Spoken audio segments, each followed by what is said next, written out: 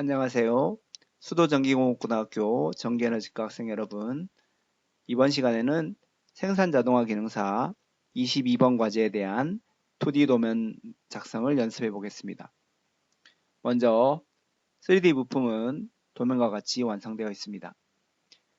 새로 만들기를 클릭하겠습니다. 그리고 매트릭의 아래쪽에 내려오면 ISO.IDW가 있습니다. 선택하고 작성을 클릭합니다.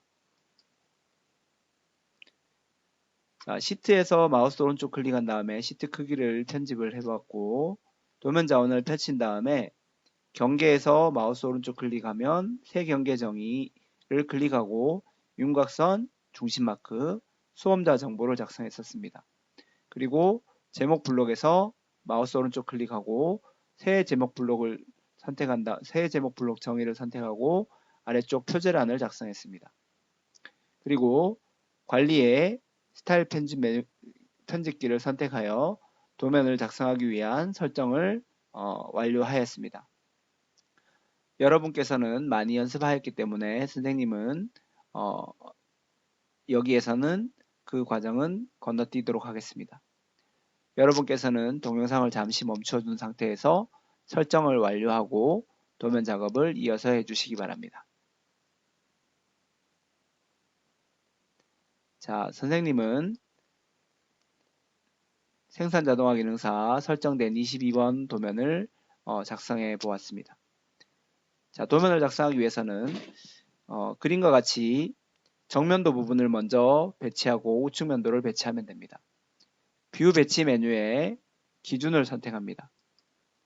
그러면 정면도가 바로 선택될 것이고 우측면도도 배치하면 되므로 우측면도도 바로 배치해 줍니다. 그리고 대각선 위로 올려봐서 등각투상도까지 클릭을 해봐서 모양이 제대로 배치가 되므로 바로 확인을 클릭해주면 되겠습니다. 자, 등각투상도는 아래쪽으로 내려주고 더블 클릭하여 음영 처리까지 해보겠습니다. 자, 키홈 부분은 우리가 안쪽 부분을 못따기에서 바깥쪽으로 외형선이 생긴 것이므로 이 키홈에서 못따기한 바깥쪽 선은 마우스 오른쪽 클릭하여 가시성을 해제하겠습니다.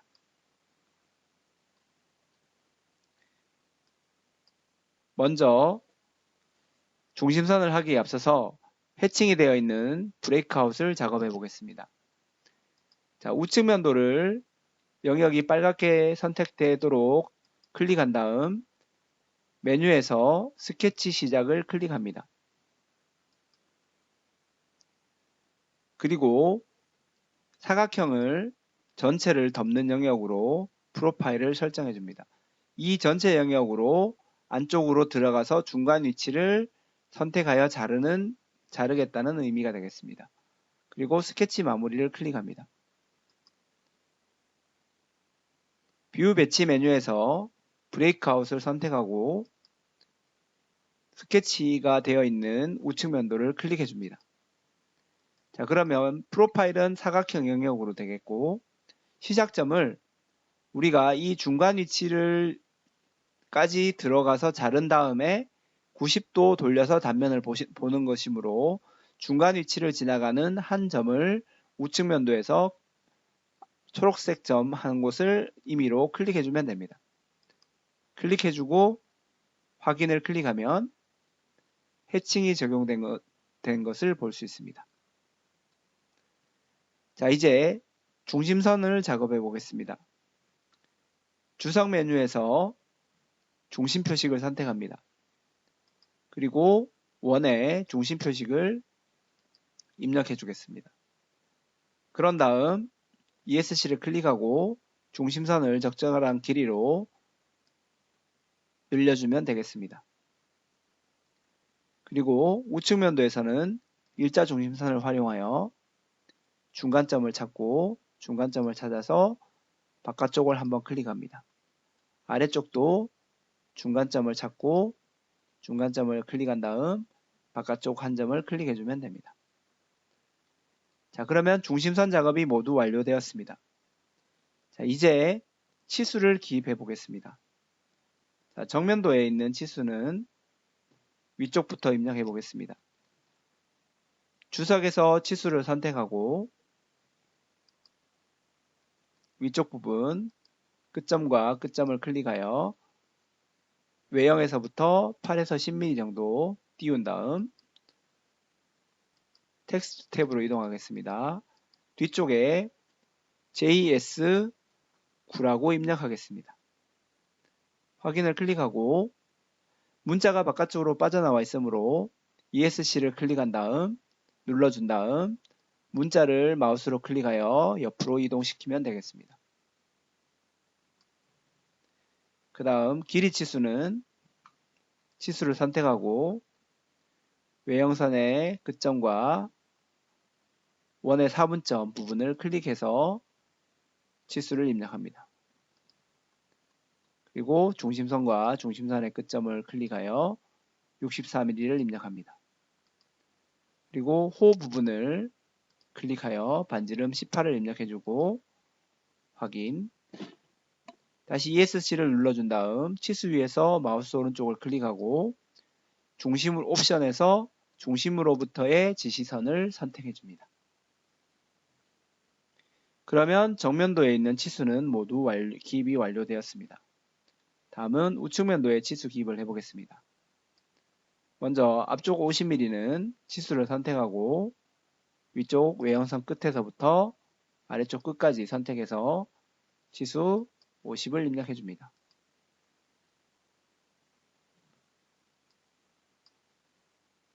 자, 그 다음 위쪽 치수는 길이 30입니다. 마찬가지로 끝점과 끝점을 클릭해서 30을 입력합니다. 그리고 전체 반대쪽 치수는 클릭하고 클릭하여 치수를 입력해 보면 도면에서는 26mm로 되어 있는데 치수를 입력해 보면 25mm로 입력이 됩니다. 일단 앞쪽에 있는 기호를 입력하기 전에 확인을 먼저 클릭해 보겠습니다. 이 치수가 25로 입력되는 이유는 우리가 정면도를 잘 보면 이 부분은 키홈이 적용되어서 깎인 부분입니다. 즉 이쪽 부분이 되겠습니다. 이 높이가 바로 이 선의 높이가 되겠습니다. 그래서 우리가 이 가운데 있는 원을 작성할 때는 파이 26으로 작성했지만 그 파이는 이 위쪽에서부터 아래쪽까지가 26mm인 것입니다. 그래서 우리가 지금 치수를 적용해 보면 외형 끝점을 찍은 위치가 이 점에서부터 치수, 이 점에서부터 아래점까지 치수를 입력한 것이 25가 되는 것입니다. 그래서 이런 경우에는 치수가 정확하지 않으므로 더블 클릭해 보겠습니다. 그래서 우리 텍스트 창에서 보면 치수값 숨기기라는 메뉴가 있습니다. 그래서 치수값을 숨겨주고 여기에 도면과 같이 아래쪽에 있는 파이 기호를 쓰고 26을 입력한 다음 H7을 입력해주면 되겠습니다. 참고로 이 치수는 소수점을 적용해보면 정밀도 및 공차에서 1차 단위의 소수점을 첫째 자리까지 표현해보면 25.4mm 정도가 되는 것을 알 수 있습니다. 그래서 우리가 치수값 숨기기로 치수를 작성해보는 방법을 확인했습니다. 그 다음 아래쪽은 치수를 선택하고 안쪽 부분을 클릭해야 되겠습니다. 안쪽 부분을 클릭해서 치수, 텍스트, 홈키를 눌러주고 앞쪽에 파이 기호를 붙여줍니다. 이 치수는 끝점을 찍지 않고 아마 원형의 외형을 가지고 있으므로 이 선을 클릭하면 바로 파이 16이 입력될 수도 있습니다.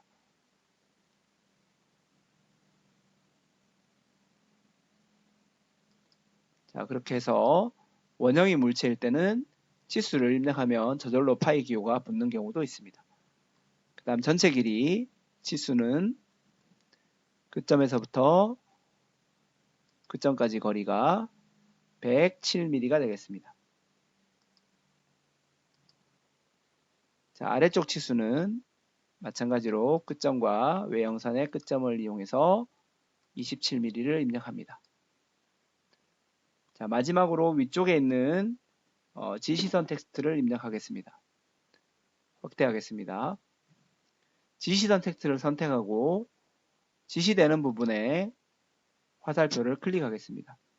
그리고 60도 각도로 위쪽으로 두 번째 점을 클릭하고 마우스 오른쪽을 클릭한 다음 계속을 선택합니다.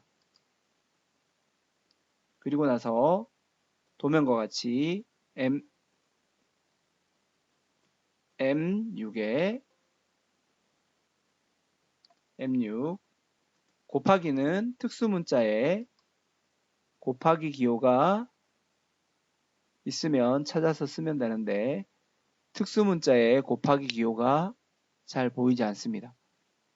자, 곱하기 기호는 여기에서는 뭐 X로 해도 크게 상관은 없고 아니면 아마 수학 기호가 디귿 한글 디귿에 한자 키를 누르면 아마 보였던 것 같은데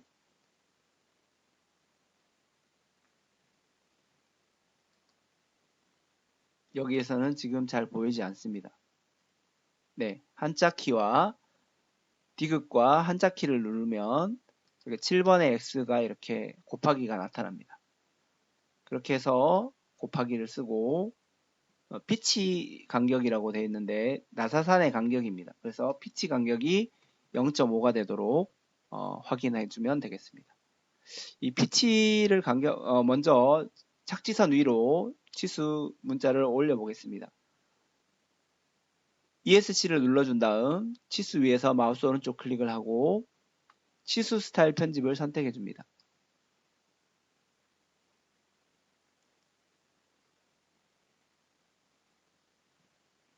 그리고 주 및 지시선 아래쪽에 있는 착지선 위 전체로 메뉴를 변경해 주겠습니다. 참고로 우리가 나중에 색상을 변경해야 하므로 화면 표시에서 텍스트에서 색깔을 바꿀 수도 있는데 여기에서는 일단 저장 닫기를 클릭하겠습니다. 그리고 문자를 더블 클릭해 보면 나중에 블록 잡고 위쪽에서 글자 색상을 변경할 수도 있었습니다. 자, 피치 0.5는 어떤 의미냐 하면 우리가 2D 도면, 3D 도면으로 잠깐 가보겠습니다. 그리고 우리가 구멍 부분을 더블 클릭해 보겠습니다. 구멍을 작성할 때 M 곱하기 우리 지정값에 M6 곱하기 1로 되어 있습니다.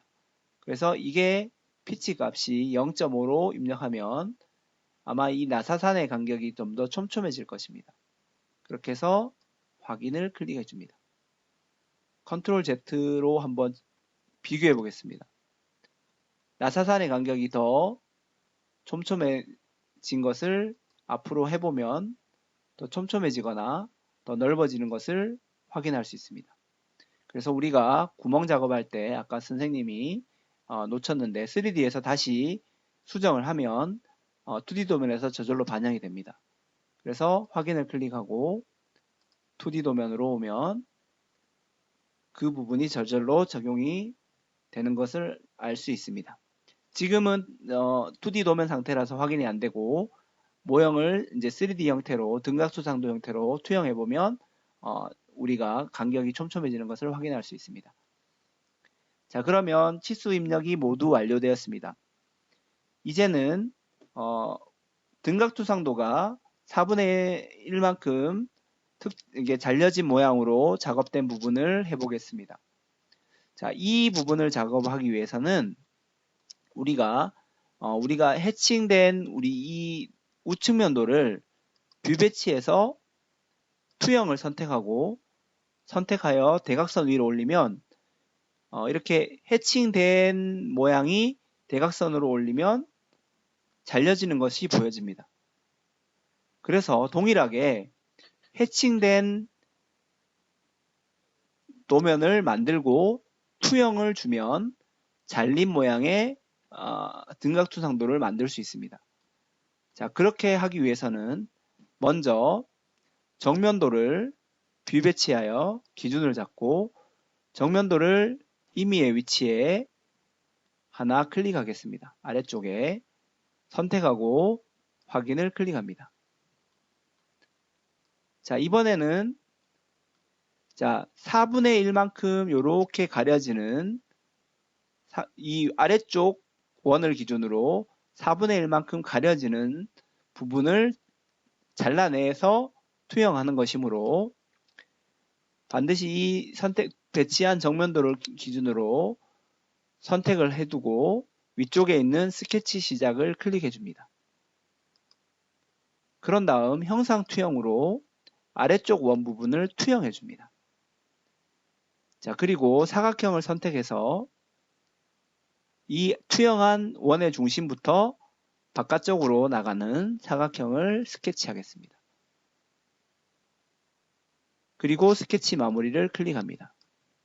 즉, 이 사각형 영역으로 이 뒤쪽에 있는 정면도 부분들을 모두 날려버리는 그런 모양이 되겠습니다. 그래서 우리가 브레이크아웃에서 관통 부품을 할 때 이것을 연습해 보았습니다. 그래서 뷰 배치 메뉴에 브레이크아웃을 선택하고 지금 작성된 정면도 부분을 클릭해 줍니다. 프로파일은 우리가 바깥쪽에 스케치한 이 선을 한 번 더 클릭해서 프로파일로 영역을 잡아줍니다. 이 사각형 영역으로 뒤쪽을 날릴 것이고 깊이는 시작점이 아니라 이번에는 관통 부품을 선택하겠습니다. 그리고 화살표를 선택하고 관통시킬 부분은 이 뒤쪽에 있는 선이 빨갛게 되었을 때 클릭해주면 확인이 활성화됩니다. 그래서 프로파일을 화살표를 잘 눌러서 선택하고 관통 부품으로 바꾼 다음 화살표를 잘 선택해서 뒤쪽 선을 선택해주면 됩니다. 그리고 확인을 클릭해보면 그림과 같이 아래쪽 원을 기준으로 4분의 1만큼 잘려나간 모양이 배치됩니다. 그리고 나서 우리가 뷰 배치 메뉴에서 투영을 선택하고 이 잘린 도면을 클릭한 다음 45도 대각선으로 움직여보면 오른쪽 위로 45도 위로 움직였을 때 도면과 동일한 모양이 되는 것을 확인할 수 있습니다. 그래서 클릭하여 마우스 오른쪽 클릭하고 작성을 선택합니다. 그리고 더블 클릭해서 기준으로부터 스타일을 체크 해제하고 음영 처리한 다음 확인 클릭하겠습니다. 그리고 도면을 배치할 위치로 이동시켜주면 됩니다. 그러면 우리가 아까 이 부분이 좀 더 촘촘하게 작업되어 있는 것을 확인할 수 있습니다. 자, 그런데 문제는 이제 아래쪽에 브레이크아웃을 하기 위해서 작업했던 도면들이 살아 있습니다. 문제는 이 도면을 마우스로 선택하고 딜리트를 선택하면 투영시킨 도면까지 모두 삭제가 되는 문제점이 있습니다. 그래서 컨트롤 Z나 실행 취소를 하고 이 부분을 사라지게 하면 없어지면 안 되고 눈에 보이지 않도록 가시성을 없애는 방법이 있습니다. 그래서 도면을 선택하고 마우스 오른쪽을 클릭해 보면 가시성은 없고 중간 아래쪽에 보면 억제라는 메뉴가 있습니다. 그래서 억제를 클릭해주면 도면상에서 사라지는 것이 보입니다. 그런데 이건 사라진 건 아니고 우리 모형 탭에서 보면 뷰 4번이 지금 활성화되지 않은 것으로 나타납니다. 그래서 다시 나타나고 싶다면 이 도면 위에서 마우스 오른쪽을 클릭하고 억제 체크되어 있는 것을 다시 해제하면 다시 그 도면이 나타납니다. 다시 이쪽 도면에서 마우스 오른쪽 클릭해서 억제를 해도 동일한 효과를 얻을 수 있습니다. 자, 이제 주소를 작성해 보겠습니다. 자, 주석 메뉴에서 텍스트를 선택하고,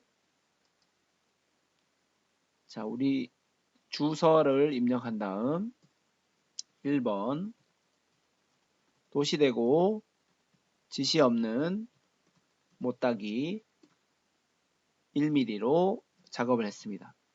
2번 지시 없는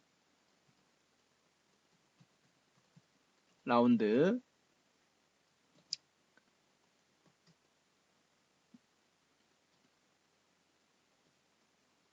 R 3mm로 작업했습니다.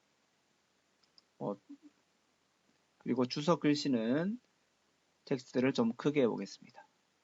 그리고 확인하겠습니다. 자, 그러면 이제 도면 작성은 모두 완료되었고 마지막 색상을 설정하겠습니다. 관리 메뉴에 스타일 편집기를 실행합니다.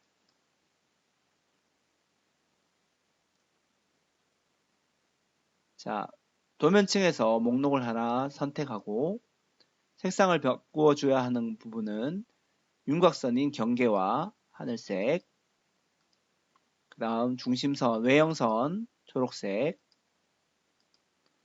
수문선 노란색, 그 다음 제목, 표제란입니다.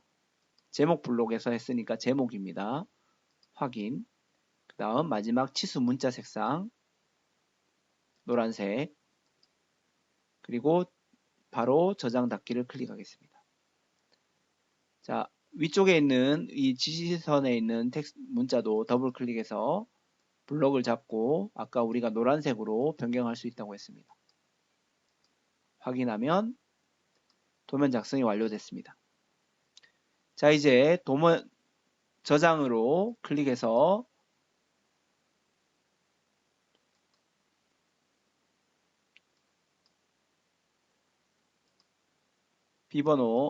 도면 번호 22번으로 저장하겠습니다.